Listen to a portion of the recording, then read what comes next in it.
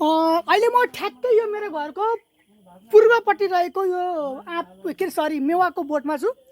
यो मेवाको बोट चाहिँ तपाईँको पाकिसकेपछि खाने होइन, यसलाई चाहिँ काँचोमा खाने हो। पाकिसकेपछि यसको गुदी र बोक्रा सँगसँगै टाँसिया हुन्छ, यसलाई काट्न सकिँदैन, बोक्रा ताख्न पनि सकिँदैन, फ्यात्तकै गल्छ र काँचोमा चाहिँ नुसासँग या साँधेर अचार बनाएर खाँदा एकदम मिठो पनि हुन्छ, काँचै त्यसै खाँदा पनि झन् मिठो हुन्छ। यति मजाले फलेको चाहिँ हेर्नुहोस्, यति लटरमै फलेको चाहिँ हेर्नुहोस्। र यहाँबाट पनि एउटा हाँगो छुट्टै हाँगो गएर यसरी हाँगो यता पनि फलेको छ यो एउटा बोट।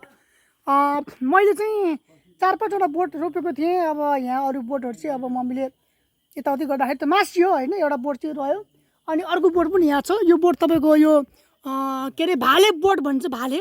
यो फुल चाहिँ फुल्छ तर यसरी चाहिँ फल्दैन, यो चाहिँ भाले बोट भयो, यो चाहिँ पोथी बोट भयो भनेर भन्नुहुन्छ है। तर एकदम राम्रो फलेको छ, मिठो पनि छ। कोही मान्छे मेरो घरको बाटो पर्नुभयो भने यसलाई टिपेर लगेर काँचै खाँदा पनि हुन्छ है त। ल, धन्यवाद।